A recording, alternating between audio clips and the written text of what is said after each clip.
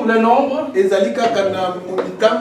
chapitre 22, du 1er au 6e. Nous avons aussi le livre des nombres, chapitre 33, le verset 49e. Et nous avons aussi le livre de Deutéronome, chapitre 34. Amen, Église. Amen. Amen. Je demande à ce que nous soyons présents et que nous soyons surtout très attentifs. Parce que peut-être que nous n'aurons pas trop de temps aujourd'hui, mais nous aurons beaucoup de choses à dire. Amen, Église. Amen. Je demande à notre bien-aimé Mambo, bien-aimé Georges, de pouvoir lire dans Nombre 22 du 1er au 6e verset. On suit la lecture. Nombre chapitre 22 du 1er au 6e verset. Les enfants d'Israël partirent et ils campèrent dans le plaine de Moab, au-delà du Jourdain, vis-à-vis de Jéricho. La venue de Balaam, Balak, fils de Tchopar, vit tout ce qu'Israël avait fait aux Amoréens. Et Moab fut très effrayé en face d'un peuple aussi nombreux qu'il fut saisi de terreur en face des enfants d'Israël. Moab dit aux anciens de Madian: cette multitude va dévorer tout ce qui nous entoure, comme le bœuf broute la verdure des champs. Balak, fils de Tchopar, était alors roi de Moab. Il envoya des messagers auprès de Balaam, fils de Béor, à Pétor sur le fleuve, dans le pays des fils de son peuple, afin de l'appeler et de lui dire: voici, un peuple est sorti d'Égypte, il couvre la surface de la terre et il habite vis-à-vis de moi. 6. Viens, je te prie, maudis-moi ce peuple, car il est plus puissant que moi. Peut-être ainsi pourrais-je le battre et le chasserai-je du pays, car je sais que celui que tu bénis est béni, et que celui que tu maudis est maudit. Amen. Amen. Oui, que Dieu soit loué une fois encore. Non, vous pouvez vous arrêter là-bas. Amen. Amen. Vous allez continuer à lire dans le livre de Toujours Nombre, au 33e verset, du 1er au 49e. Vous pouvez faire la lecture. Amen. Oui, bien-aimé. Pour ce qui était le dimanche dernier, dans le rassemblement à Moab, nous parlons de la marche du peuple Israël de Canaan jusqu'à Canaan, en passant par l'Égypte et Moab. Amen, Église. Amen. Nous avons dessiné quelque chose pour une bonne compréhension.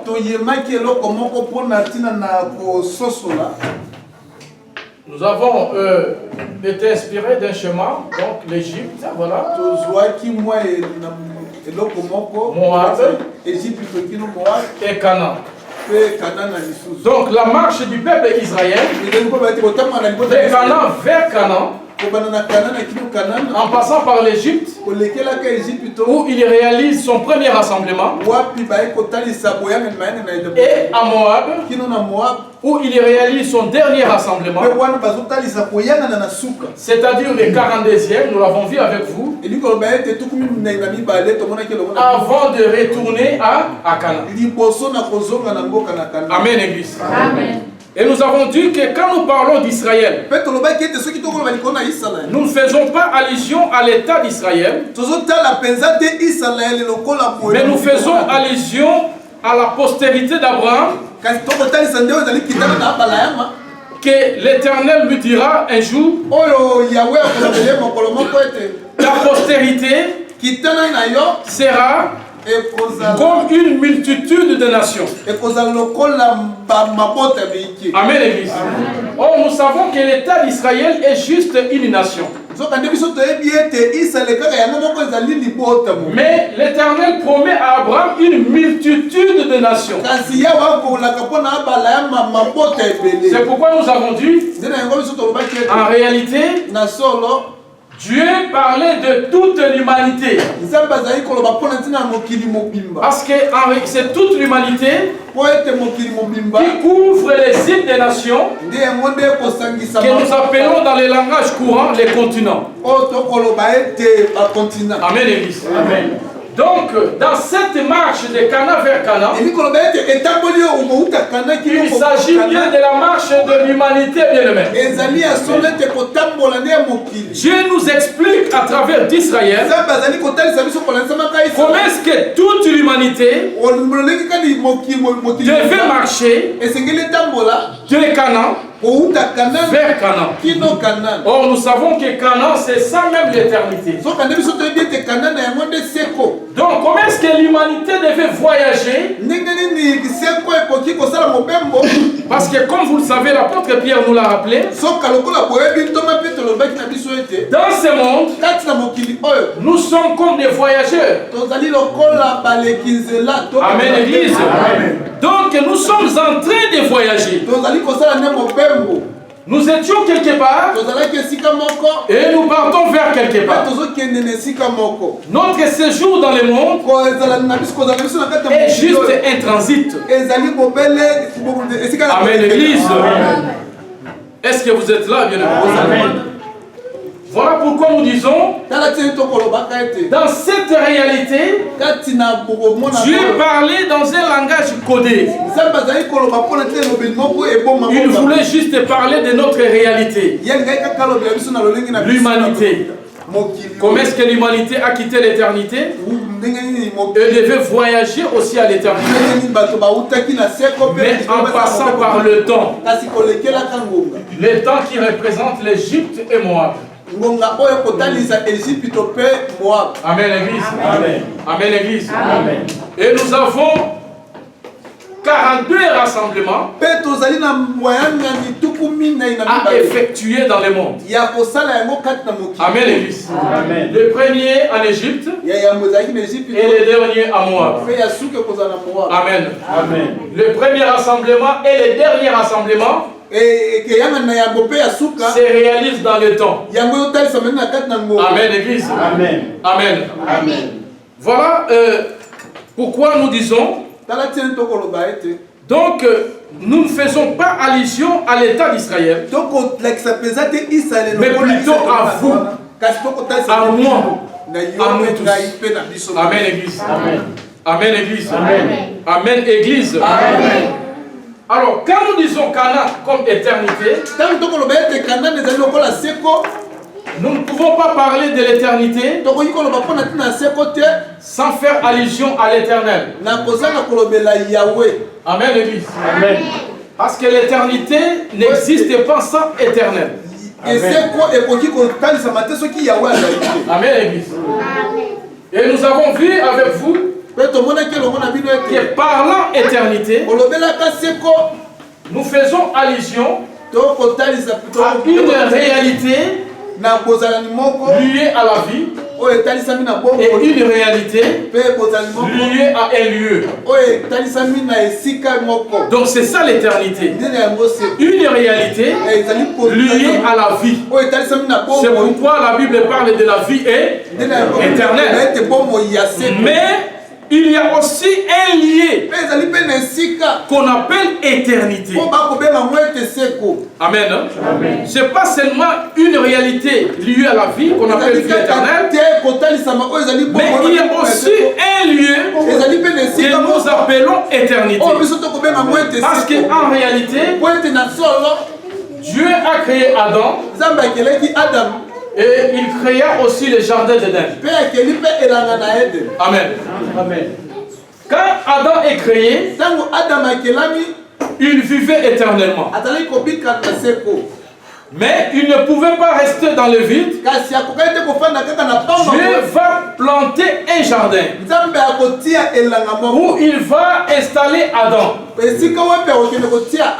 Adam, qui avait la vie éternelle, devait vivre dans un lieu qui avait l'éternité comme sens de l'existence. Parce que quand on est dans ces lieux, on pouvait aussi vivre éternellement. On n'a pas vu un animal mort dans les jardins d'Éden. Adam n'est pas mort dans les jardins d'Éden. Ève n'est pas morte dans les jardins d'Éden. Parce que les jardins d'Éden, c'est un lieu qui signifie aussi l'éternité. Amen, Église. C'est pourquoi nous disons que l'éternité est une réalité liée à la vie. Nous voyons Adam et une réalité liée au lieu. Nous voyons les jardins d'Éden. Amen, Église. Amen. Donc, l'éternel. Amen. Mais comment est-ce que l'éternel est entré dans l'existence? Parce que avant que l'humanité ne soit manifestée pour commencer à marcher,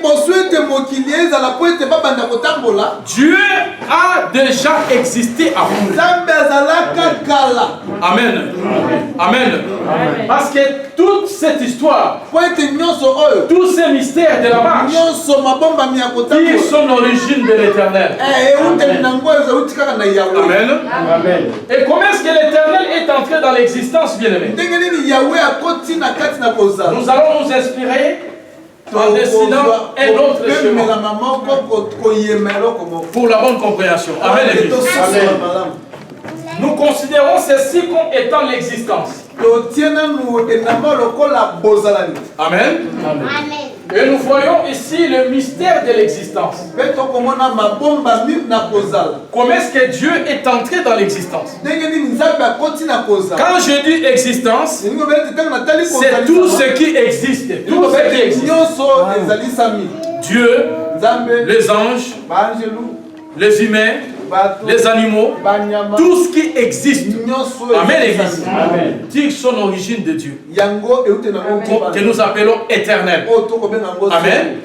Et là, nous allons comprendre comment est-ce que l'éternel Dieu explique le mystère de l'existence dans la Bible. Parce que nous croyons que Dieu s'est formé lui-même. Dieu a existé en lui-même. Personne n'a créé Dieu. Personne n'a formé Dieu. Mais Dieu s'est créé lui-même. Dieu s'est formé lui-même. Mais cette réalité trouve une explication dans la Bible. Amen. Nous avons le mystère de l'existence. Et ici, nous avons le mystère de l'existence, donc l'éternité comme vie. Et ici nous voyons les jardins d'Éden comme un lieu. Et là nous voyons la création. Amen, Église. Amen. Vous n'allez pas trouver ce schéma dans la Bible. Amen. Est-ce qu'on est là? Soyons vraiment là, bien aimés. Ce chemin, c'est juste une inspiration pour une bonne compréhension. Amen, Église. Amen. Dieu maintenant, il est là. Il existe en lui-même. Il existe en lui-même comment? Il a expliqué ça dans Genèse chapitre 1er et dans Genèse chapitre 2. Parce qu'en réalité, Dieu a existé par le souffle de ses narines. Amen, Église. Quand Dieu souffle dans le corps d'Adam, il expliquait sa propre existence. Parce que Adam en réalité c'était Dieu lui-même. Parce que Dieu créa Adam à son image. Oh, mon image en réalité c'est moi. Donc Dieu explique comment est-ce qu'il a créé lui-même. Mais cette explication est donnée dans les corps d'Adam. C'est pourquoi nous disons et nous le répétons que Dieu s'est créé lui-même par le souffle de ses narines. Amen. Si quelqu'un te pose la question, mais comment est-ce que Dieu s'est créé lui-même? La réponse est dans la Bible. C'est par le souffle de ses narines qu'il s'est créé. Amen. Dieu est créé par lui-même. Il existe. Il existe. Amen, Église. Il s'auto-crée et il existe. Amen. Et quand il existe, il est esprit. Il est immatériel. On ne peut pas les palper comme ça. Amen, Église. Alors Dieu, comme il était roi depuis très longtemps, pour régner, il devait se manifester. Amen, Église. Si vous lisez dans le livre de Jean, chapitre 1er, le verset 17, vous allez trouver quelque chose. On va lire rapidement ça. Amen, Église. Amen. C'est très important ce que nous disons aujourd'hui. Parce que peut-être vous n'avez jamais entendu parler de ces choses. Non, c'est le verset plutôt 14. Amen. Amen. Amen. Et la parole a été faite chair et elle a habité. La parole s'est faite chair pour habiter. Amen. La parole s'est faite chair pour habiter parmi nous avec sa grâce et la vérité. La grâce et la vérité. Pour manifester sa grâce et la vérité. Et pour que nous puissions contempler sa gloire. Amen, Église. Amen. Quand la parole de Dieu s'est fait chair, mais avant que cela n'arrive, l'intention de Dieu était d'habiter parmi les gens. Des gens, nous parlons des anges, nous parlons aussi des humains. Parce que quand nous disons création, bien-aimé, dans notre langage par rapport à cet enseignement, nous parlons de la création en général. La création des anges et la création de l'humanité aussi. Amen, Église. Amen, Église. Dieu s'auto-crée, il est esprit, pour habiter, pour manifester sa grâce et sa vérité, pour que les gens réalisent sa gloire. Dieu devait se former un corps. Amen, Église. Amen. Dieu devait se former un corps. C'est pourquoi nous voyons, il va prendre la terre, il va souffler, et il se forme un corps. Un corps qui va vivre. Amen, Église. Amen. Mais quand nous constatons ceci, Jean chapitre 1er verset 14, en réalité, sa voile est mystère. Dieu va habiter, va manifester sa grâce et la vérité, et les gens vont contempler sa gloire. Cette réalité ne pouvait être palpable que quand le plan de la rédemption fut concrétisé. Amen, Église. Amen, Église. Le plan de rédemption amène Dieu d'habiter au milieu des gens. Amène la grâce de Dieu et la vérité. Et par là, nous pouvons contempler la gloire de Dieu. Amen, Église. Donc, quand Dieu s'est formé un corps, il avait déjà les plans de la rédemption. Amen, Église. Parce qu'il fait se manifester pour habiter, manifester sa grâce et sa vérité, et que les gens puissent réaliser sa gloire. Amen. Amen. Ceci arrive même avant l'existence des anges, bien aimé. Amen. Avant même la création des anges, le plan de rédemption était déjà conçu. À quoi consistait ce plan de rédemption? Dieu qui se manifeste dans un corps va prédestiner ce corps. Il va planifier de projeter ce corps pour mourir, pour être immolé dans le monde d'Adam. Amen, l'église. Amen. Et pour que cela arrive, il faut qu'il y ait des humains, des êtres humains. Par conséquent, Dieu devait créer. Et les humains sont là, Adam dans les jardins d'Éden. Mais comment est-ce que Dieu va sauver? Comment est-ce que Dieu va manifester sa grâce si il n'y a rien qui emboîte les pas entre Dieu et l'homme par rapport à leur relation? Donc il fallait qu'il y ait quelque part une déconnexion, une désharmonie entre Dieu et l'homme.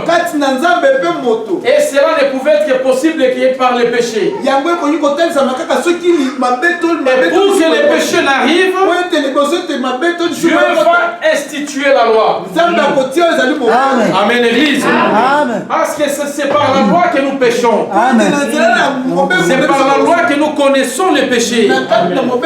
L'apôtre Paul éclaire là-dessus. Amen, l'église.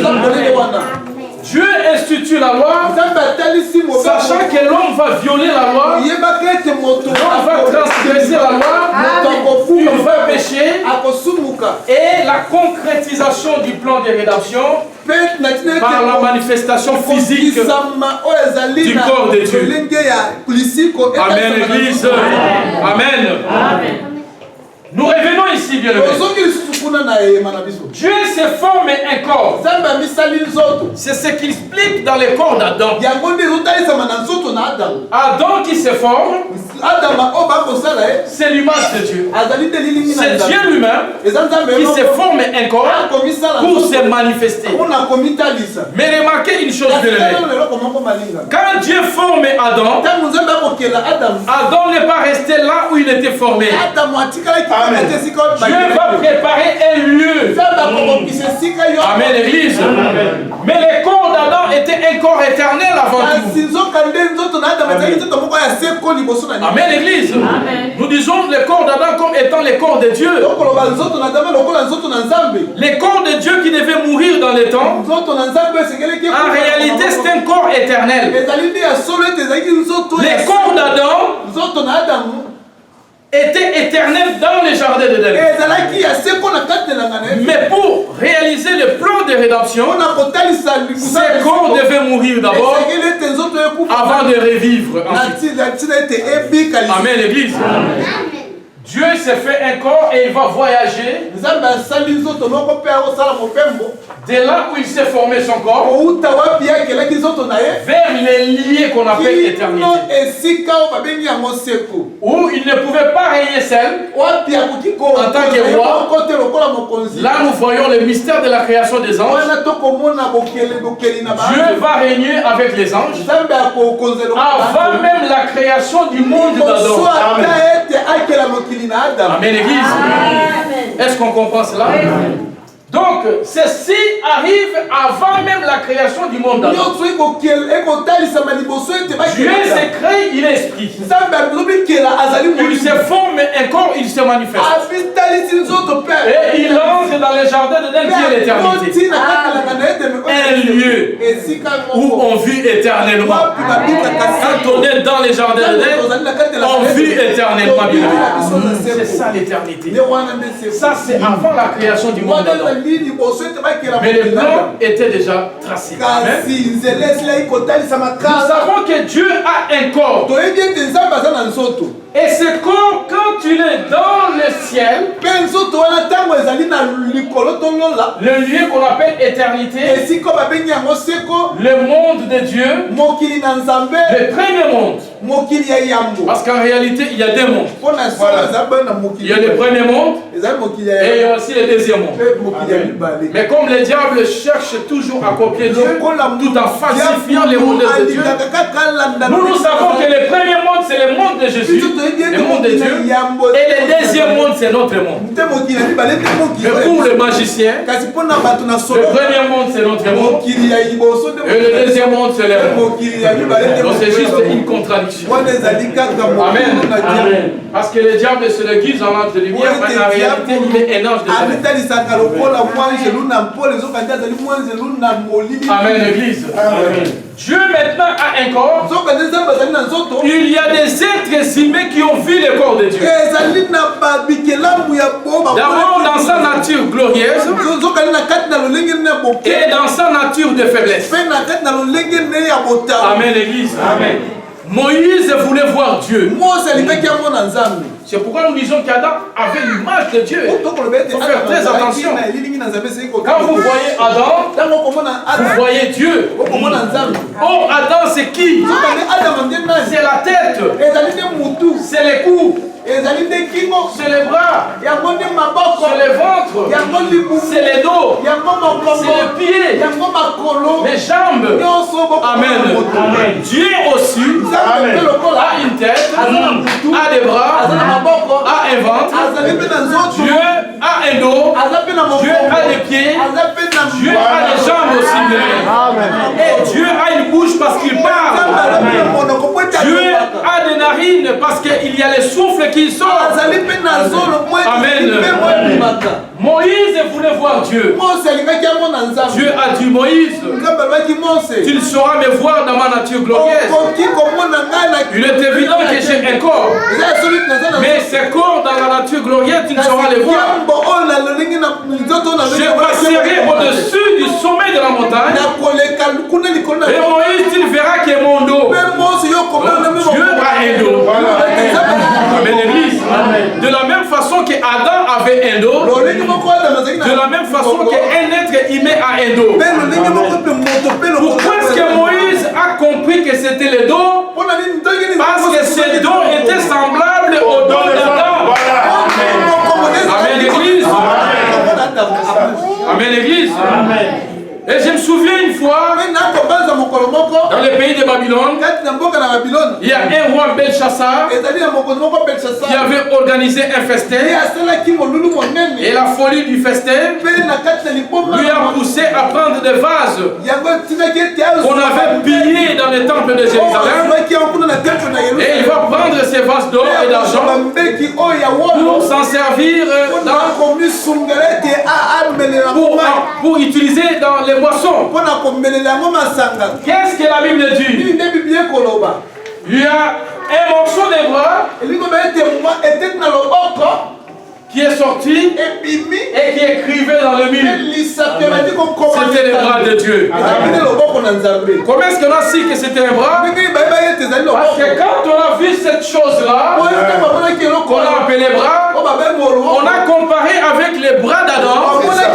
On a trouvé qu'effectivement c'était un bras. Donc Dieu a un bras. Amen, l'église. La Bible dit que Dieu devait marcher avec son peuple. Il avait des pieds pour marcher. Amen, l'église. La main droite et la main gauche de Dieu existent dans la Bible de Dieu. Et tends ta main sur moi, donc il a un main. J'allais dire qu'il a une main. Amen. Amen, l'église. Voilà, bien aimé. Dieu a un corps. Les corps avec lesquels il devait se servir pour se manifester. Amen, l'église. Amen, l'église. Et voilà, Dieu va voyager. Donc, il va voyager aussi avec son peuple d'éternité en éternité. Parce que Dieu accompagne toujours son corps. Amen, l'église. Amen. Même sur la croix, on a vu Dieu accompagner son corps. Mais comme lui, en tant qu'éternel, il est esprit, il a accompagné son corps, mais il ne pouvait pas mourir avec son corps. Amen, l'église. C'est pourquoi il a fui. Il est parti. Et les corps pleuraient. Mon Dieu, pourquoi Amen, l'église. Il accompagne son corps, mais il refuse de mourir avec son corps. Voilà notre Dieu qui a un corps. Il accompagne son corps de l'éternité vers l'éternité. Amen, l'église. Et nous croyons que le corps de Dieu, c'est aussi l'église. Et comme l'église voyage, il nous accompagne et nous ne mourrons jamais. Même si on pouvait mourir physiquement, la Bible dit en réalité nous vivons toujours. Amen, l'église. Amen, l'église. Voilà, bien-aimé, l'éternité, c'est comme lieu, nous disons que c'est le monde de Dieu. Ce monde existe. Jésus a dit, on disait à Jésus, mais tu ne peux pas te défendre comment? Il y a des gens qui te tapent, il y a des gens qui se moquent de toi, mais défends-toi. Jésus a dit, mon royaume à moi n'est pas de ces morts. Parce que Jésus avait son royaume quelque part. Ces royaumes bien-aimés existent. Comme les jardins d'Éden aussi a existé. Aujourd'hui, si vous cherchez les jardins d'Éden, dans le monde entier, vous ne les trouverez pas. Amen. Parce que Dieu a effacé les jardins d'Éden à travers les déluges. Quand Dieu envoie les déluges au temps de Noé, c'était aussi pour effacer les jardins d'Éden. Parce qu'en réalité, les vrais jardins d'Éden s'est manifesté dans son corps. C'est la personne de Jésus-Christ. Amen. Quand vous êtes en Jésus, vous avez la sécurité qu'Adam avait dans les jardins. Amen. Parce qu'il n'y a plus de condamnation pour ceux qui sont en Jésus. Amen, Église. Amen, Église. Voilà, bien-aimé. Donc, ce monde existe. Dans le livre toujours de Jean 14, on va pas lire. Jésus a dit ceci. Il y a plusieurs demeures dans la maison de mon Père. Amen. Vous comprenez que le monde de Dieu, c'est aussi un monde organisé. Ce n'est pas un monde seulement spirituel, mais c'est aussi matériel. Dans le monde de Dieu, Dieu se manifeste physiquement dans son corps glorieux. Mais néanmoins, on peut les voir comme ça. Les anges aussi, quand ils glorifient Dieu, si on pouvait voir, vous verrez qu'effectivement, ceux-ci sont des anges. Verrez des anges physiquement. Et Dieu aussi est là, avec son corps glorieux, et des anges en train de glorifier Dieu. Donc c'est un monde qui existe vraiment. Amen. Et il y a aussi de demeures, des endroits où on peut rester. C'est pourquoi moi je crois, même les jardins d'Éden, ce n'était pas un jardin comme tout autre jardin. C'était un jardin organisé. Il y avait aussi des chemins où on pouvait passer. Adam ne marchait pas à même le feuille. Non. Il y avait des chemins bien tracés par Dieu lui-même, l'architecte de l'existence, où Adam pouvait passer, bien aimé. Et Adam ne dormait pas n'importe où. Moi, je ne crois pas, bien aimé. Il y avait un endroit spécifique où Adam dormait. Il fait un tour dans le jardin, il rentre et il dort. Pourquoi est-ce que je le dis? Mais comment se fait-il si Adam était un vagabond dans le jardin? Dieu pouvait chercher Adam. Vous comprenez ça bien? Parce que Dieu vient, il ne trouve pas Adam dans son lieu. Donc il y avait aussi un lieu où Adam s'est rencontré avec Dieu. Il y avait aussi un lieu dans les jardins où Adam dormait. Mais quand Dieu vient, il cherche Adam dans ce lieu-là, il ne trouve pas Adam. Et il va chercher Adam dans les jardins. Mais Adam, où es-tu? Donc les jardins d'Éden, étaient vraiment organisés. Amen, Église.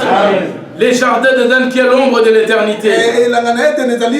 C'est vraiment organisé. C'est un monde bien-aimé. Et vous savez, quand on parle de monde, Job nous explique le monde. Job 37, verset 12. On nous explique le monde. C'est la terre habitée. Quand une terre est habitée, c'est à ce moment qu'on peut l'appeler monde. Mais quand une terre n'est pas habitée, c'est juste une terre. Amen, l'église. C'est comme des planètes qui existent. Mais nous ne pouvons pas appeler planète monde. Parce qu'il n'y a aucun habitant dans les planètes.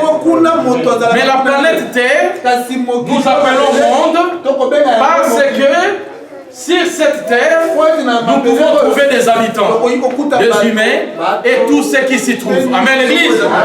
Amen. Donc la terre ne peut pas exister sans l'étendue. Par conséquent, le monde de Dieu, il y a une terre et il y a aussi un étendue qu'on appelle ciel. Amen, l'église. Parce que s'il n'y a pas de ciel, les gens vont marcher plat. Est-ce que vous comprenez ça? Amen. Il faut qu'il y ait l'étendue pour que l'homme soit debout. Il est debout, il marche. Dans les ciels, les anges marchent. Il y a un espace. Il y a aussi un sec où ils peuvent marcher librement. Amen, l'église. C'est pourquoi on peut appeler ça aussi le monde. Quand Jésus dit mon royaume n'est pas de ce monde, mais de notre monde, c'est-à-dire que dans ce monde, il y a une terre et il y a aussi un ciel. Amen, l'église. Amen, l'église. Donc, il y a un monde qui existe, qui a une terre et un ciel. Revenons à ce que nous avions dit avant. Que l'existence, bien-aimée,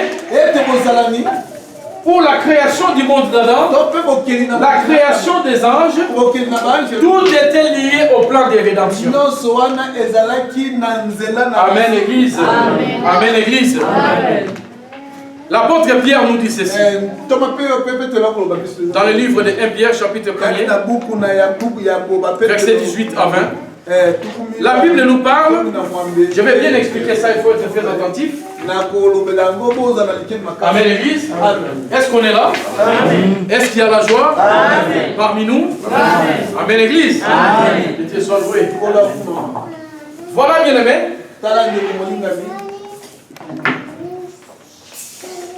Donc, la création ou l'existence est liée au plan de rédemption. La Bible dit avant la création du monde, il y a un alliant qui était prédestiné. Amen, l'église. L'agneau est prédestiné avant la fondation du monde. L'agneau est prédestiné pour mourir dans les temps. Et nous allons constater dans les jardins d'Éden, il s'est passé aussi un mystère. Avant que Dieu ne manifestât à Adam, Parce que dans les jardins d'Éden, Adam était en réalité enfermé. Parce que c'était un jardin clôturé.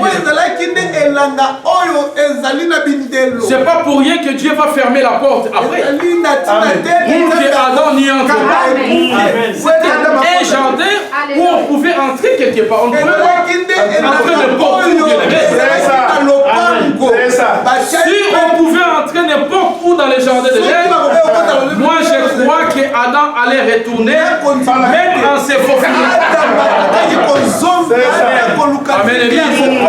Parce que imaginez un Adam qui est condamné à mort, mais il voulait juste esquiver Dieu pour aller se procurer du fruit de l'arbre de vie. Et Dieu étant vigilant et très intelligent, il va placer des chérubins pour protéger l'arbre. Dieu a fait la lecture de la pensée d'Adam. Nous devons empêcher Adam parce qu'il a envie d'aller prendre l'arbre de vie et vivre éternellement par lui-même. Amen. Et il va fermer la porte. Amen, Église. La porte est fermée. Parce qu'il a fallu d'abord l'œuvre de rédemption pour réouvrir la porte du jardin. Parce qu'en réalité, Dieu avait besoin d'un sacrifice. C'est pourquoi nous voyons l'épée. Tu passes, on te sacrifie, la porte est ouverte. Où il y avait la gloire de Dieu dans les jardins. Où il y avait la gloire de Dieu dans les lieux très saints, bien-aimés. Quand Christ est mort sur la croix, il y a eu des déchirure du voile et on pouvait recontempler la gloire de Dieu perdue dans les jardins de l'Éden. Amen, Église. Voilà, la création est liée au plan de rédemption. L'agneau est prédestiné d'abord avant la création. Et Dieu dans les jardins d'Éden va tuer d'abord un animal avant de chasser Adam. Amen, Église. Amen. Amen, Église. Dieu va tuer un animal dans les jardins d'Éden. Il tue un animal pour utiliser la peau d'animal comme vêtement à Adam et Ève. Mais dans la pensée prophétique, nous voyons un Dieu qui tue un animal avant de manifester l'homme. Parce que nous avons dit ceci. Avant que Adam ne quitta les jardins d'Éden, dans l'ombre prophétique, la création n'avait pas encore eu lieu. Amen, Église. Amen. Je dis bien dans l'ombre prophétique.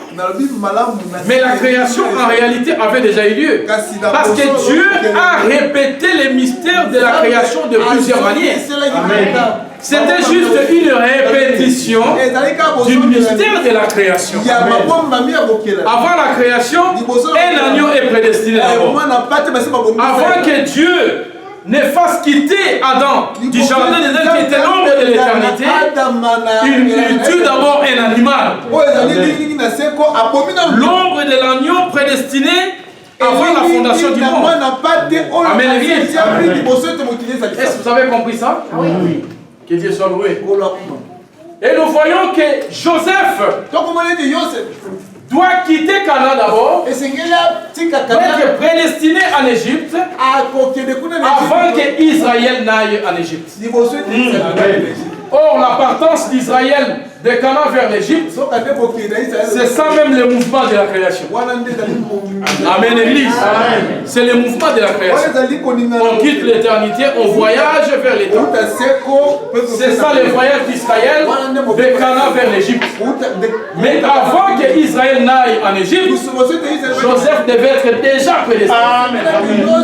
Amen, Église. C'est pourquoi nous disons la création est lié au plan de rédemption. On ne peut pas parler de création sans plan de rédemption. Si Dieu n'avait pas tracé le plan, il n'allait même pas créer ni les anges, parce que des anges devaient sortir les tentateurs, bien-aimés. Amen. Le diable, c'est un ange déchu. C'est lui qui devait tenter l'homme pour accomplir ses plans, bien-aimés. Même la création de l'humanité n'allait pas avoir lieu. Voilà comment ce plan est lié. Sans plan de rédemption, sans création. Amen. Amen. Amen, bien-aimé. Amen. Amen. Oh, quand Dieu crée, on va courir maintenant. Quand Dieu crée, il sort de l'ombre aussi. Amen. Là, on va expliquer une chose qu'on avait promis à l'église. Avant la création, Dieu s'est caché dans l'ombre. Amen, l'église. Amen. C'est pourquoi nous disons ceci. La concrétisation de la création, c'est quand Dieu se manifeste dans son corps. Or, quand le corps de Dieu est manifesté, c'est pour que ce corps meure d'abord avant de revivre pour l'éternité. Amen, l'église. Amen, l'église. Et là, nous voyons le mouvement de Jésus-Christ. Jésus-Christ qui se manifeste pour accomplir le plan de rédemption et confirmer la création. Parce que c'est Jésus qui confirme la création. Amen.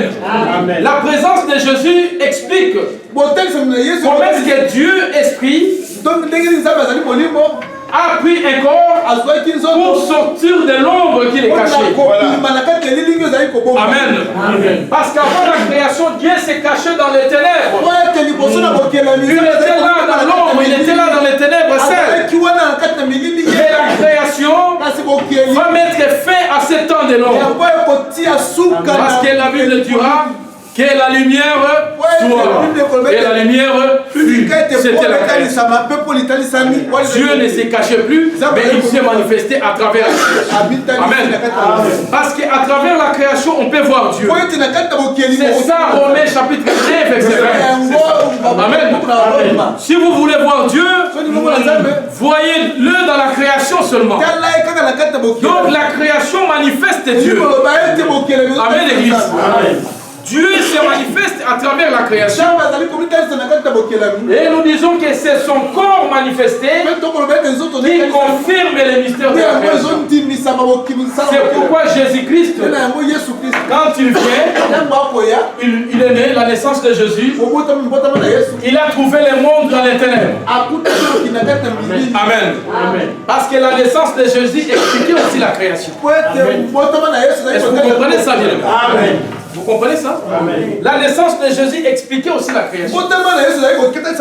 Dieu qui se cache dans l'ombre,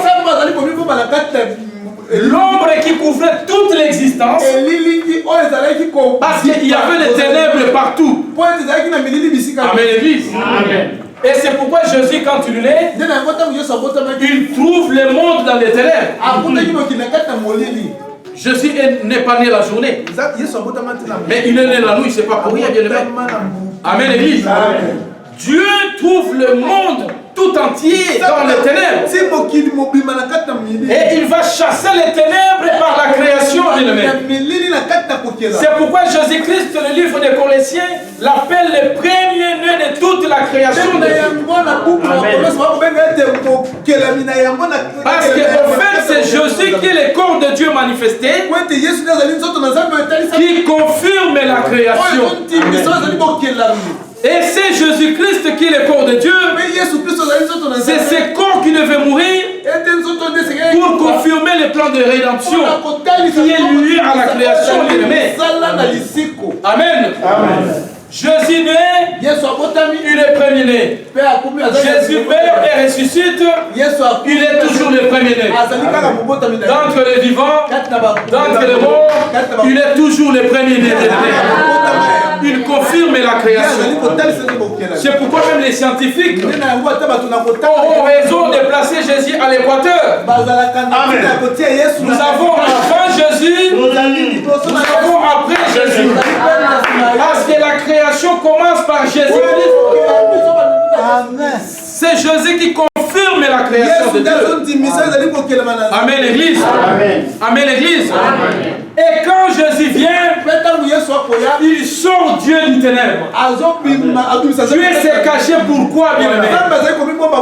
Si vous lisez dans le livre des Romains, chapitre, je suis sûr que ça doit être 4, verset 10. Chapitre 4, verset 10 ou 10, 4, il faut vérifier.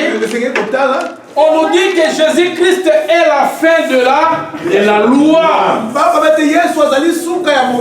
Or, la loi représente l'ombre qui cachait Dieu. Durant tout le temps de la loi, Dieu ne se manifestait pas. Il s'est caché. Donc, tout le temps de la loi, en d'autres termes, la création n'avait pas encore eu lieu. Amen, l'église. Oh, la loi ne marche pas seule. Il marche avec les prophètes. Il marche avec les psaumes. Amen, l'église. Quand nous disons loi, Jésus est venu mettre fin au temps de la loi. C'est aussi au temps des psaumes, au temps des prophètes. Amen. Christ est venu sortir Dieu de ces chiffres 3 qui le couvraient. Les 3 de l'ombre. Amen, l'église. La loi, les psaumes et les prophètes, c'est les 3 de l'ombre de Dieu. C'est les 3 de l'ombre qui cachaient Dieu. Mais pourquoi est-ce que Dieu s'est caché, bien aimé? Nous avons dit l'autre fois, Dieu s'est caché parce qu'il avait peur de mourir. Amen, l'église. Parce que Dieu était esprit. Et il s'était fait un corps. Un corps semblable au corps d'Adam, bien aimé. Un corps où il y avait le sang et l'eau. Un corps qui pouvait sentir la douleur. Est-ce que vous comprenez ça bien? Si nous disons que Dieu avait peur de mourir, nous ne parlons pas peur par rapport à Adam. L'insécurité qui a couvert l'histoire de l'humanité après la chute. Non. Ce n'est pas la peur qu'Adam dira, non, j'ai réalisé que j'ai tenu et j'ai eu peur. Non, c'est pas cette peur à la manière des hommes. Non. Amen, l'église. Amen. Nous ne disons pas que Dieu s'est caché avant la création dans les ténèbres, dans les 3 de l'ombre, parce qu'il avait peur à la manière des hommes.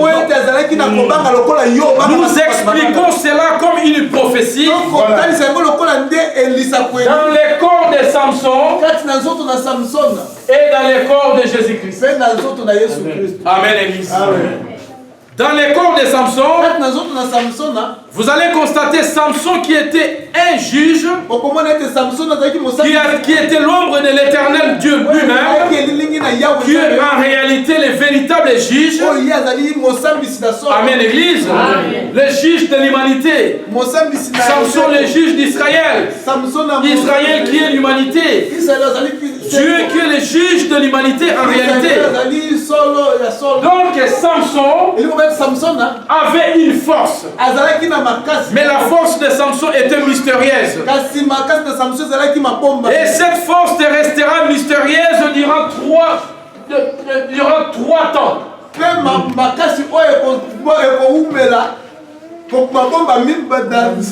Durant tous les 3 temps,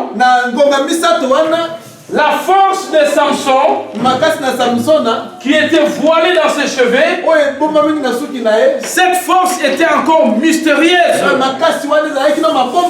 Delilah, qui représente l'humanité, ne pouvait pas contempler cette force de Dieu durant tous les 30 ans. Et pourquoi est-ce que tous les 3 ans, pourquoi est-ce que Dieu ne révélait pas sa force?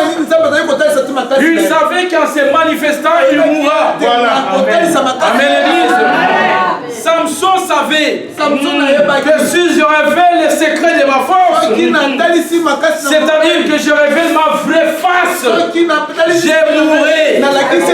C'est pourquoi Dieu ne pouvait pas montrer sa face.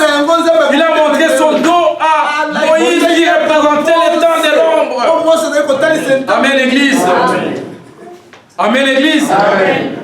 Donc, quelque part, un Dieu qui trace lui seul son plan de rédemption, alors il faut se manifester pour mourir, il se retient.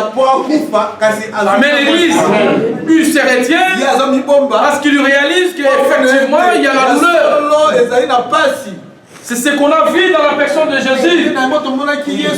Dans le jardin de Gethsemane, Jésus-Christ, durant 3 temps, de la même manière que Samson, il va se jeter sur sa face. Oh, quand on se jette sur sa face, on se cache. On cache sa face et il demandait à ce qu'on puisse enlever la coupe. Donc, quelque part, il expliquait les mystères d'avant-création. Comment est-ce que Dieu s'est caché durant 3 temps qui représentent le temps de la loi, des prophètes et des psaumes? Comment est-ce que Dieu ne pouvait pas créer? Parce que quelque part, il y avait sensation de peur de mourir. Amen, l'Église. C'est dans ce contexte que nous disons que Dieu, bien qu'il aurait tracé déjà son plan, mais il s'est caché encore dans le ténèbres parce qu'effectivement, on a réalisé cette peur dans la chair de Jésus et on a réalisé cette peur dans Samson. Amen, Église. Amen, Église. Donc voilà pourquoi nous avons dit ça. Samson a peur. Parce que le chevet de Samson entre les mains de Delilah, c'est aussi Romains chapitre 1. Parce que quand on voit les cheveux, ça représentait la puissance de Samson qui doit mourir. Amen. Le mystère de la création, un Dieu qui crée, qui se manifeste, qui révèle sa face, frère Miguel, pour mourir. Amen. Mais avant cela, Jésus voulait à ce qu'on puisse, si possible, revoir ses plans. Donc il voulait jouer sur l'homme prudent. Amen, l'Église. Comme la Bible dit, l'homme prudent voit les mal de loin, il se cacher. Mais le plan de Dieu était qu'il meurt quand même. C'est pourquoi qu'il durera. Toutefois, pas ma volonté et ta volonté. Amen, l'Église. Adam devait courir pour s'approprier du fruit de l'arbre de vie et vivre éternellement, s'échapper de la condamnation de la mort. Mais comme le plan de Dieu était qu'il meurt quand même, Adam est mort. Parce qu'en réalité, Adam est mort avant qu'il ne meure. Amen. Amen, Église. Adam est mort avant qu'il ne meure. Est-ce que vous avez compris ça? Parce que la Bible a dit ceci: les jours que tu en mangeras, tu mourras. Il est mort les jours que tu en mangeras. Mais cette mort devait être concrétisée dans le temps, en dehors du jardin de l'Éden. Il est mort en dehors du jardin, pas dans les jardins. C'est ça. Parce que les jardins, c'est aussi l'arche de Noé. Personne ne pouvait mourir dans l'arche de Noé. Seulement en dehors de l'arche. Amen, Église. Amen, Église. Amen, Église. Voilà un Dieu qui était déjà mort, parce que prédestiné avant la fondation du monde, il était déjà mort, mais il devait concrétiser sa mort dans le temps. Voilà Jacob qui pleurait déjà Joseph pendant que Joseph n'était pas mort. Parce qu'en réalité, Joseph devrait mourir. Amen, Église. Ce sont des mystères éternels. Amen. Il y a beaucoup de choses à dire, mais vu le temps, nous continuons les dimanches prochains. Que Dieu vous bénisse.